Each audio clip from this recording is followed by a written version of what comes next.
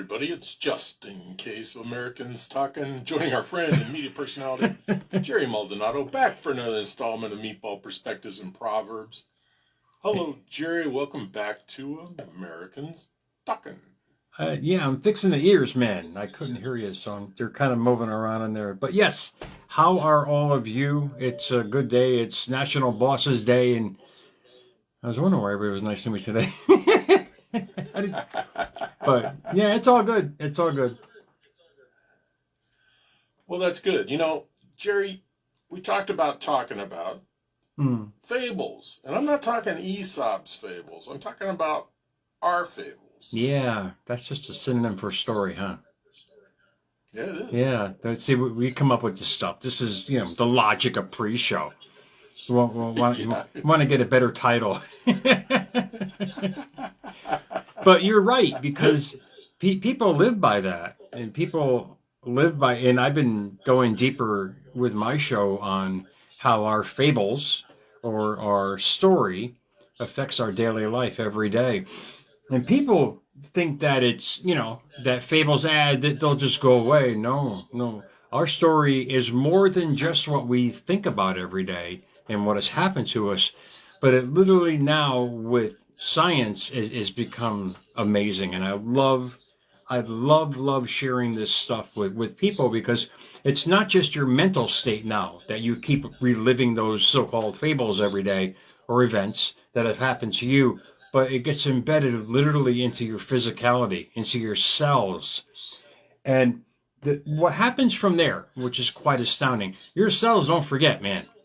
I just did a show last night on how your eyes are basically these crystal, beautiful windows to the soul, but their purpose is to just collect data, send it to the brain, and what the brain is used to seeing, it only picks out and expunges everything else around it. I was giving a narrative about looking for stuff from my mom, how it was right in front of me, but because my state of mind was aggravated at the time and trying to find her specific kind, was right in front of me. I didn't see it because my mind was focusing on what? Tension, aggravation, stress, and so on and so forth, rushing around trying to help her. But getting back to that, every part of us is not just a mental state. People have to grasp that for themselves. What you keep focusing on every day actually gets embedded into your personality, which hence creates your energy, which hence creates your personal reality. And me, myself, and I can. When I wrote this, it got turned down by a million publishing houses because there's three components to a book. There's a front matter, there's a body, and there's a back matter.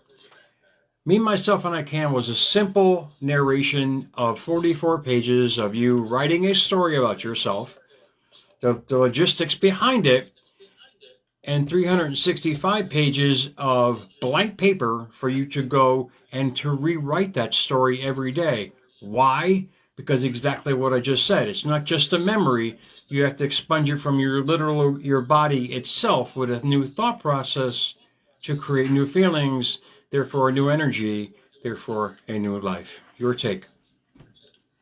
Well, absolutely. When we talk about our story and we talk about, I do like fables because that's just a cousin to folklore, which means it's there forever. But with our story, with our fables, it's almost like it's a living organism. It's constantly changing. We're writing our story right now in this very moment. Yeah. If you're here watching this, that's part of your story. Yeah. Evolution, indeed. And people got to grasp that for themselves. The more they live in the present, and you and I talk about this a lot, you're living in the present, you keep evolving from that present. People forget they're living in the past every day. They wake up. The minute they wake up, they think about yesterday. Guess what they create for today? More of yesterday. And the hamster wheel continues. That with repetition, indeed, like I wrote in my book. And people thought it was nuts. They said, you got to have 3 bodies. You got to have this, an index body. I said, no. That's not transformation. That's indoctrination. You can't transform by other people's rules. You can understand it, you kind of get the breadcrumbs from it, but your transformation is you narrating those fables, new fables per se, of the new life that you want every day. And that starts to get embedded in your psyche. And then from your psyche and your cells and every part of your being, hence you're basically rewiring what you're thinking about every day. Therefore, you're rewiring what you're attracting every day. People have a hard time grasping that. How can it be so simple? It really is. But it's a diligent effort on your part. I didn't have a choice, man. I was sitting in a 12 by 12. I said, okay, let's write a new life and try to live that on the inside, not realizing what I was creating. I knew about inspiration, I knew about transformation, but not on a physical level. This book was just the paramount of living internally to create externally. Well, exactly, Jerry. But while you were doing that, you were in the moment. I mean, Yes. you were focusing on the moment. Between the cockroaches and the dust and but this is what people forget. I mean, they let their present surroundings dictate their future outcomes. I mean, I had to embed, I mean, it was hard at first because you're doing something completely unnatural. But I knew that the unnatural can become natural.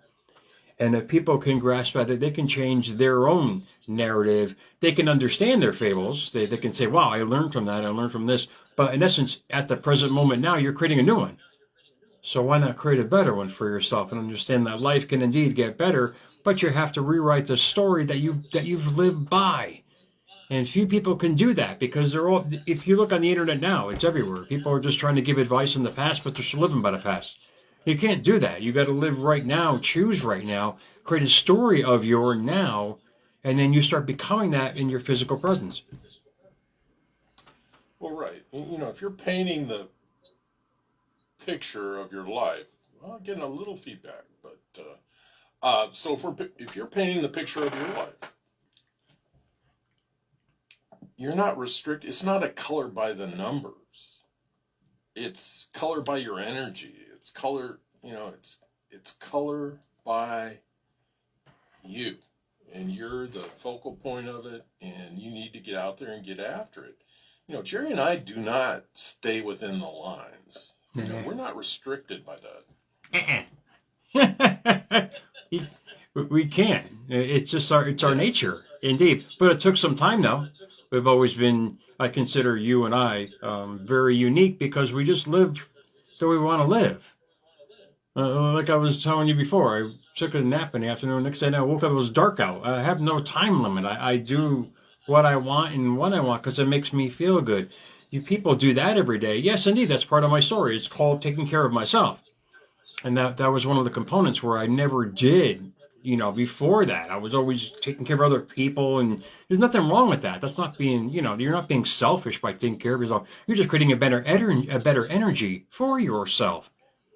At the end, I mean, you're the one that pays the price for all your sacrifice. So why not sacrifice the best you every day by creating a story, just rewriting it every day, however way you want. Like I put in components every day in my journal, whatever little time I have, I make sure I dedicate that time. You dedicate that time to yourself and create a narrative of who you are that in turn is going to manifest because you're going to start believing in it. Most importantly, you're going to hotwire your brain and rewire your brain to start, how should we say, taking it in and allowing it to happen and not expunging it from your old past.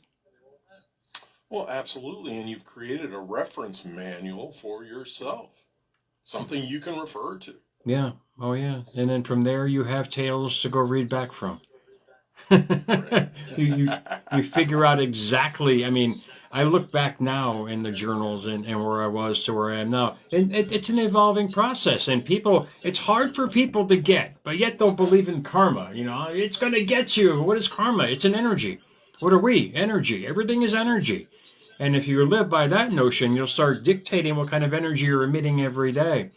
That was basically a life changer for me because, like I said, in the very beginning, it wasn't just a mental state I was living in. I had to change the physical state as well, knowing that the past or the tales or the fables were embedded deep within my cells, and they're just responding through the five senses of who I was. That's the hard part. It's like the caterpillar or the butterfly, like I was saying in last night's show. It literally dissolves to become something different. That's basically what transformation is. It's you taking hold of it, re-anchoring yourself in that person and projecting it along every single day. Yeah, re-anchoring meaning creating your foundation. Yes. And then moving forward. Yes, it's putting your anchor in a different how should we say cove, and parking your boat in a better spot in life and living there. And people, if they can grasp it, it's life changing. It really is for me on every level. I mean, physicality, mentality, spirituality, in every facet of my life. But indeed, yeah, it's sacrifice, but the rewards are incredible, man. The peace of mind is incredible because you're guiding the ship now. You're not letting others do it for you. You're not taking others' beliefs in stride. Yeah, you can listen to them. You don't have to believe in them. And you can honestly say, this is not me, but thank you very much. You get to that point. That's courage. That's personal power. And a lot of people are getting it now. The reels are out. I mean, it's everywhere. I love this because we didn't have this before. This stuff was like buried deep in the index cards of the library, or in medical journals that we had no access to. Understanding the true components of how the body works. It's just a big storehouse, not just the subconscious mind, but the body itself. The trillions of cells remember everything.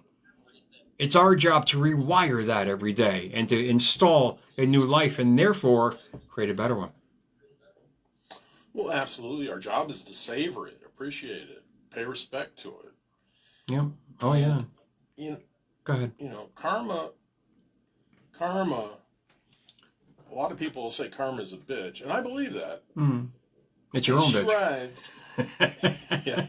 Go ahead. She rides a fast horse, but you don't have to fall into that trap. Mm. Oh, yeah. I mean, I used to be so scared of karma. Now I love it because I know what I'm putting out. It's just basically like attracts like. Whatever that like is, like energy attracts the same energy. Indeed, whatever energy you're putting out. That's why people, by practicing it every day, being that best you, putting that out every day, the karma it's guaranteed to give you what you're giving out. The laws are precise. And when I realize that, not believing in a deity outside of me, but believing the deity is within me, I create my own karma. And anything I do, indeed, I believe in a higher power, but the higher power was given to me and everybody else as well. We're not denied nothing in this world. If people seem to think that if there's an outside source that is going to take care of us or get that person. No, it's you letting go of that person that'll take care of that person because you don't think about it anymore. Let that person do its own thing in life, create its own path. You don't need to sit there and keep focusing energy on that because it's not going to help you in the long run. Right, you'll have your roadmap. Yes. You'll have your roadmap of what you need to happen, and and the idea that that energy is within us all, and it is. It is. It is. We just need to tap into it. And it's astounding the information on that now, and people could never believe that. I mean, this is why books were expunged from the Bible in the 4th century because they were telling us precisely what was in there of the power that we have.